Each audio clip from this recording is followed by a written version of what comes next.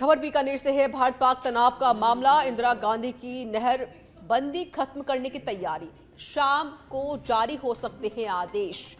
IGNP Amarjeet Singh Mehra ने स्थिति का आकलन किया है। आपात स्थिति में ना हो परेशानी, इसलिए फैसला लिया जा रहा है। बीकानेर से जानकारी आपको दे रहे हैं। देखिए, आज शाम को आदेश जारी हो सकते हैं। इंदिरा गांधी की नहरबंदी खत्म करने की तैयारी की जा रही, जिसके आदेश आज जारी हो सकते हैं। तो इंदिरा गांधी नहरबंदी को खत्म किया जा सकता है, इसके आदेश आज जारी हो सकते हैं।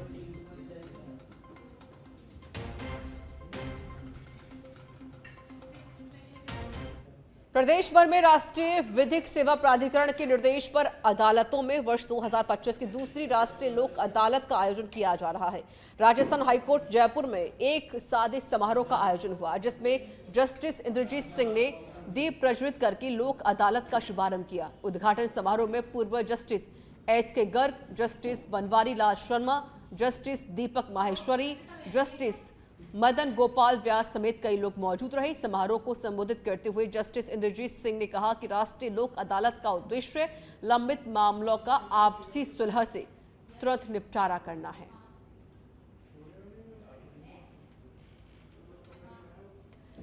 और झुंझुनू में आज राष्ट्रीय लोक अदालत का आयोजन किया जा रहा है, जिसका शुभारंभ डालसा कार्यालय में पारिवारिक न्यायालय के न्यायाधीश अनिल बेनीवाल ने किया।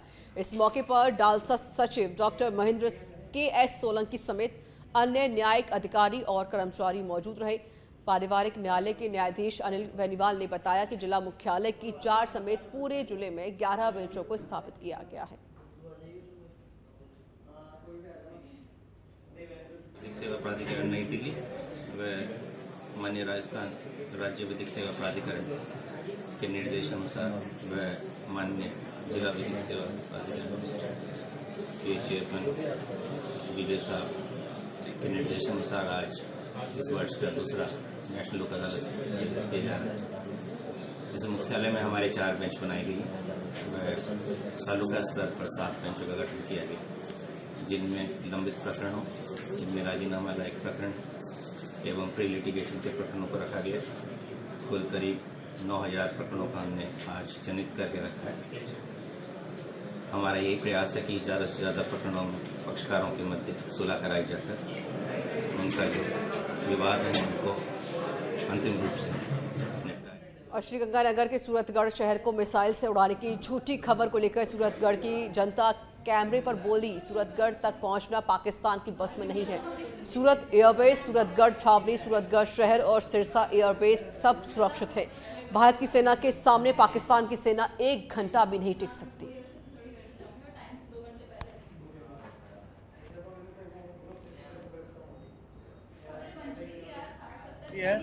और मैं सूरतगढ़ का रहने वाला हूँ, और जो ये पाकिस्तान वगैरह हमला कर रहे हैं, ये झूठी अफवाह है। और हमारी ये वायु सेना, मिलिट्री एरिया सब एकजुट हो गए हमारी सुरक्षा कर रही है। और घर पे सब लोग, छोटे बच्चे से लेकर बड़े लोग तक सो रहे हैं, और हमारी भारतीय सेना पूरी तैनात है और एक एक पल की पाकिस्तान को। मैं आपको एक चीज बताना चाहता हूँ कि सूरतगढ़ के अंदर सभी प्रकार से चारों तरफ से सुरक्षित है, और यहाँ की सेना, नौसेना, थल सेना, वायु सेना हमारी इतनी सक्षम है, इसका मुंह तोड़ जवाब देने के लिए एकदम। तो ये पाकिस्तान में अफवाह फैला रहा है कि सूरतगढ़ एयरफोर्स, सामनी, थर्मल सब सुरक्षित है हमारा यहाँ, हमें कोई भी दिक्कत नहीं है। ये सिर्फ पाकिस्तान झूठी अफवाह फैला रहा है। तो सूरतगढ़ हमारा बंद है और रेड अलर्ट के चक्कर में बंद किया गया है। हम प्रशासन का साथ दे रहे हैं, इसलिए हमने सूरतगढ़ को बंद रखा है। बाकी सब सुख शांति है। बहुत ही हमारी सेना विश्वास है, हमारी सेना पे, हमारे एयरफोर्स पे विश्वास है। सब कुछ यहाँ सुख शांति है। हिसार एयरबेस भी सुख शांति है, कुछ भी यहाँ नहीं है। ये पाकिस्तान, भारत पाकिस्तान के बीच बढ़ते तनाव के चलते सरहदी बाड़मेर जिले में हाई अलर्ट है।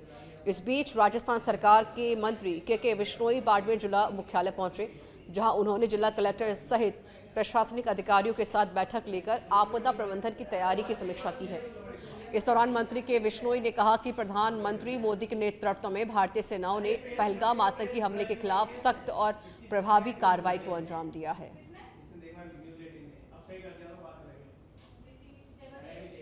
सब जानते हैं रेड अलर्ट जारी है, ब्लैकआउट की सिचुएशन है पिछले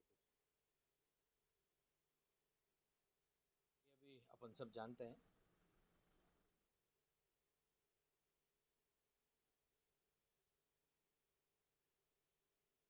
से है जहां पर सीडप तालाब पुनरुद्धार कार्यक्रम में कैबिनेट मंत्री जोराराम कुमावत ने शिरकत की। इस दौरान महिलाओं की पानी की समस्या को देखते हुए मंत्री ने जलदाय विभाग के अधिकारी को खरी खोटी सुनाई। वहीं पूर्व प्रत्याशी हरीश शंकर मेवाड़ ने सवाल उठाते हुए कहा कि मंत्री की बातों पर अधिकारी ज्यादा ध्यान नहीं देते हैं। अधिकारी मंत्री की बातों को हंसी मजाक में टालते हैं।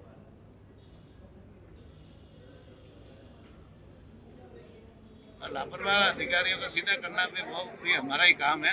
निश्चित रूप से जो लापरवाह है उनको हम सीधा करेंगे, उनसे काम कराएंगे, उनको काम करना सिखाएंगे। ये हमारी ड्यूटी है और उनको हम काम करना सिखाएंगे। पहली बार आपको मैंने इस तरह का अधिकारियों के ऊपर गुस्सा देखते हुए देखा है। पहले आप एकदम समझाते हैं, नहीं समझ रहे, उसके बाद इस तरह की बात आती है क्या? अधिकारियों को देखो, जो लापरवाह अधिकारी है उनको तो सबक सिखाना ही पड़ता है, और जो सही काम करते हैं उनको हम प्रोत्साहित भी करते हैं, उनको सम्मान भी करते हैं। निश्चित रूप से घर में भी है ना, घर में बेटा भी है ना, कमा के लाके देता है तो माँ उसके प्यार से हाथ फेरती है, और जो कमा के नहीं देता है तो उसको लताड़ भी मिलती है। ये तो प्रक्रिया है। चूरू से बड़ी खबर है। जिला कलेक्टर अभिषेक सुराणा ने ग्रीन अलर्ट की जानकारी दी है। सभी जिलेवासी सामान्य स्थिति में लौटे। हालांकि जिले में ड्रोन उड़ाने पर पाबंदी है। आमजन ड्रोन और फ्लाइंग ऑब्जेक्ट का नहीं कर सकते हैं प्रयोग। अलर्ट से संबंधित सूचना मिलने पर सावधानियां बरतने के आदेश दिए गए।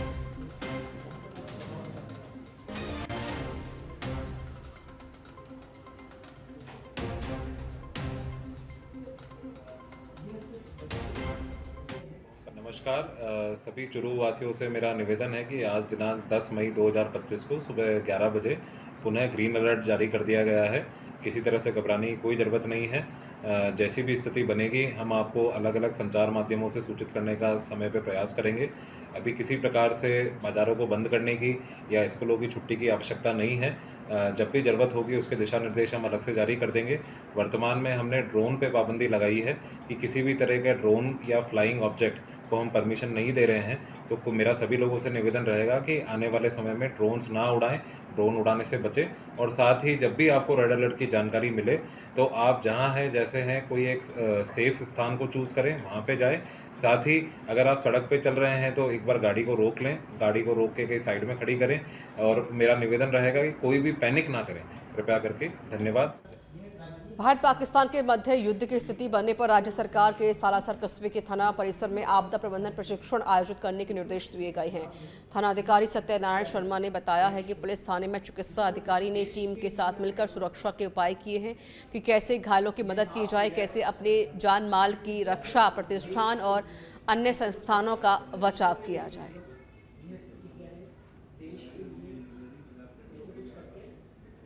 द्वारा सालासर पुलिस थाने को ट्रायल्स के संबंधित जो आपातकालीन सेवाएं हैं उसके संबंधित उनको जो इनिशियल फर्स्ट एड है उसके बारे में जानकारी दी गई, जिसमें पूरा सालासर थाना स्टाफ मौजूद था। उनको CPR की ट्रेनिंग भी दी गई और साथ में कलर कोडिंग होती है जो ट्रायल्स में, जिसमें सबसे इम्पोर्टेंट जो सबसे ज़्यादा इमरजेंसी वाले पेशेंट जिनको सबसे पहले एम्बुलेंस में आपको रेफर करना होता है। सालासर थाने में पूरे स्टाफ को डॉक्टर साहब ने यहाँ थाने पर पहुँच के और ट्रेनिंग दी गई। जो कोई आपात स्थिति के अंदर घायलों को ले जाना, घायलों को सुरक्षित स्थान पर पहुँचाना और उनको अगर कोई बेहोश है तो उस होश में लाने संबंधी पूर्ण रूप से सभी जानकारी पूरे स्टाफ को दी। उदयपुर में जिला कलेक्टर नमित मेहता की अध्यक्षता में झील संरक्षण और विकास समिति की बैठक हुई। जयसमंद झील के संरक्षण के लिए जल संसाधन विभाग की रिपोर्ट, होटल्स के जरिए संचालित नावों के अनुबंध नवीनीकरण, फतेह सागर में पैडल बोट और काइकिंग आदि गतिविधियों पर चर्चा की गई। इस दौरान मत्स्य वन विभाग, राजस्थान प्रदूषण नियंत्रण बोर्ड, जल संसाधन सहित अन्य विभागों के अधिकारी मौजूद रहे।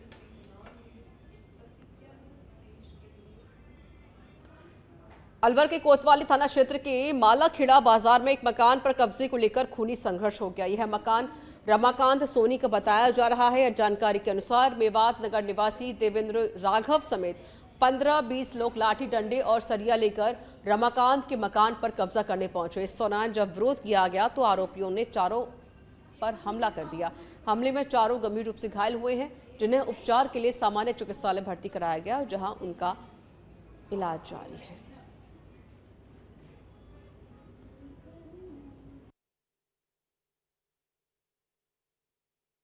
मालाखेड़ा बाजार में मकान है हमारा रमाकांत सोनी के नाम से, पन्ना भवन, जिसको हमारे नाम है, सब चीज हमारे नाम है, पट्टा है हमारे नाम है, रजिस्ट्री हमारे नाम है।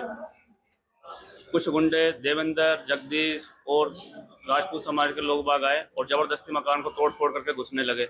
हमने उनको रोकने की कोशिश करी और हमारे ऊपर सरिये, चप्पल, पेचकस, तलवार, धारदार हथियार से हमारे ऊपर वार करा। हमारी लेडीजों को छेड़ा, लेडीजों से बदसलूकी करी, कपड़े वपड़े फाड़ दिए लेडीजों को, सिर में चोटें आप देख रहे हैं सामने कितनी चोटें आई हैं। मुकदमा दर्ज करवा दिया? हाँ, मुकदमा भी हमने FIR करवा दिया कोतवाली थाना शहर में। किस किस के लगी आपकी? मेरे दीपक कांत सोनी के, शिल्पा सोनी के और घर पर हैं अभी। ये जो लोग जो मारपीट किए, ये क्या लगता है आपको, परिचित है या फिर कैसे तो है? सर, ये देवेंद्र, देखो मामला ये था कि है ना, आज हमारे ना बच्चे की PTM है, तो वहाँ जा रहे थे हम तैयार व्यार होके। तो मैं दादी को खाना खिलाया, हम उन्हीं के साथ रहते हैं, तो दादी को मैंने खाना वाना दिया। वो बाइक दूसरे घर पे खड़ी होती है, यहाँ बाजार में खड़ी नहीं हो सकती। तो मैं आई तो मम्मी ने बोला कि कुछ हुआ है, वहाँ पर जाके देखा, बाजार में भीड़ हो रही है। अकेला मोनू है, मतलब उनका बेटा रमाकांत है अकेला। तो फिर अब देखो मैं तो जाऊंगी, मैं गई, मेरा बेटा हर्षिल गया, छोटा सा है वो।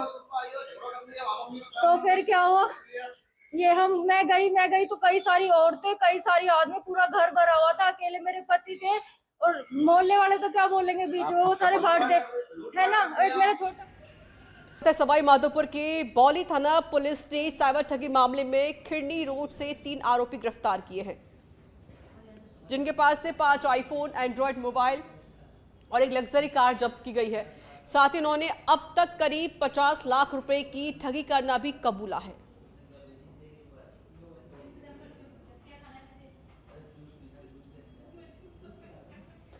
ब्यावर में संभावित आपातकालीन परिस्थितियों के मद्देनजर ब्यावर जिला प्रशासन पूरी तरह से सतर्क और अलर्ट हो गया है। इसी संदर्भ में आज जिला कलेक्टर डॉक्टर महेंद्र खड़गावत की अध्यक्षता में एक महत्वपूर्ण बैठक आयोजित की गई, जिसमें व्यापार संघ, मजदूर संघ, मिल संघ सहित विभिन्न संगठनों के प्रतिनिधि और जिला स्तरीय अधिकारी मौजूद रहे। बैठक के दौरान कलेक्टर डॉक्टर खड़गावत ने हाल ही में आयोजित मॉक ड्रिल की समीक्षा भी की।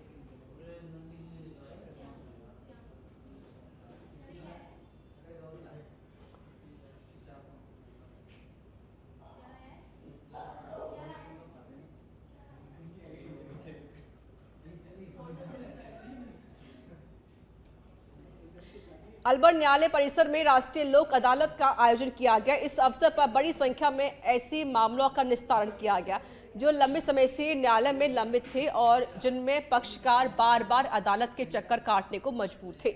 जिला विधिक सेवा प्राधिकरण के सचिव जितेंद्र सोनी और एडवोकेट जितेंद्र शर्मा ने बताया कि लोक अदालत का मुख्य उद्देश्य पक्षकारों के बीच आपसी समझाइश से विवादों का समाधान करना है। समझाइश से सारे मैटर हमारे द्वारा निस्तारण करके जो पक्षकारान के समय, श्रम और एनर्जी को बचाता है, तो इसका एक ही नारा है कि लोक अदालत का नारा समझाइश से हो निपटारा, जिसमें किसी भी पक्षकार है उसके सम्मान और प्रतिष्ठा पर आंच नहीं आती है और इसमें सभी का हित है। और न्यायालय में भी ऐसे बहुत सारे लंबित मुकदमों की पेंडेंसी खत्म होती है और बहुत से मुकदमे दायर होने से बच जाते हैं कि समझाइश। देखिए, सबसे पहले तो मैं हमारे न्यायाधिपति लोगों को, सर्वोच्च न्यायालय को, उच्च न्यायालय को ये शुभकामनाएं देता हूं कि उन्होंने भारत देश के अंदर राष्ट्रीय लोक अदालतों का गठन कर राष्ट्रीय लोक अदालतें शुरू की। उससे सबसे बड़ा जो आम जनता का है, पब्लिक का है, जो रात दिन मुकदमों के अंदर अपना समय व्यर्थ करते हैं, आते हैं, एक दूसरे के प्रति दुश्मनी पैदा करते हैं। लोक अदालत का मतलब है आपसी समझाइश, भाईचारे से अपने संबंध आपसी दोनों लोगों के बने रहें, मन मुटाव खत्म हो, एक परस्पर बैठ कर एक समझौते के रूप में जिस प्रकार लोक अदालत का जो तात्पर्य है वो यही है, आपसी समझाइश से जितने भी मुकदमे हों, चाहे वो बैंक के हों, चाहे आपके चेक संबंधित हों, चाहे कोई छोटे मोटे लड़ाई झगड़े संबंधित हों, चाहे आपके पारिवारिक मियाँ बीवी के झगड़े हों और आपके क्लेम संबंधित क्लेम के मुकदमे हों, तो इस प्रकार इंश्योरेंस, बैंक, सिविल, फौजदारी सभी तरह के मुकदमे जिनके अंदर हमें संभावना लगती है कि राजीनामा हो सकता है, जो सेशन ट्रायल मामले ना हो, उनके अंदर बैठ के इस तरह के राजीनामे किए जाते हैं। आज अलवर के अंदर माननीय जिला विधिक सेवा के हमारे सचिव, माननीय अध्यक्ष महोदय, सचिव महोदय और जिला सेशन जज अनंत भंडारी जी के नेतृत्व में अलवर की समस्त न्यायिक अधिकारीगण और अधिवक्ता बंधु आज मिलकर ये राष्ट्रीय लोक अदालत कर रहे हैं। पूरे भारत देश में राष्ट्रीय लोक अदालत हो रही है और सबों से हम यही अपील करते हैं कि ज़्यादा से ज़्यादा आएँ और राष्ट्रीय लोक अदालत में अपने निपटारा करें। सवाई माधोपुर के बौली थाना पुलिस की अवैध बजरी खनन और परिवहन पर लगातार कार्रवाई जारी है। एएसआई रूप सिंह से मिली जानकारी के अनुसार हिंदूपुरा गांव से बजरी से भरे ट्रैक्टर ट्रॉली परिवहन कर रहे थे। मौके पर बौली थाना और खिरनी चौकी पुलिस ने घेराबंदी कर गांव हिंदूपुरा से 7 ट्रैक्टर ट्रॉलियों को जब्त किया है। वहीं पुलिस घेराबंदी को देखकर ट्रैक्टर ट्रॉलियों के चालक मौके पर ही फरार हो गए।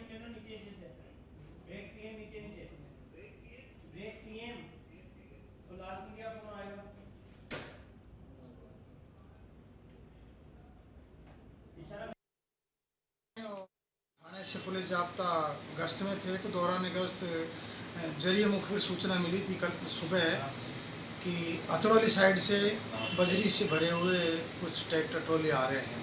इस सूचना पर मैं जाब्ता के अतरौली गांव के अतरौली से धौलपुर के कंचनपुर थाना क्षेत्र के गांव छोटा सोहा में 40 साल के किसान की करंट की चपेट में आकर मौत हो गई है। खेतों में हरे चारे की रखवाली करने के दौरान हाई टेंशन लाइन का तार टूट कर गिर गया। घटना से ग्रामीणों में हड़कंप मच गया है। तो वहीं परिजन और ग्रामीण किसान को लेकर बाड़ी सरकारी अस्पताल लेकर पहुंचे, जहां चिकित्सकों ने स्वास्थ्य परीक्षण कर किसान को मृत घोषित कर दिया।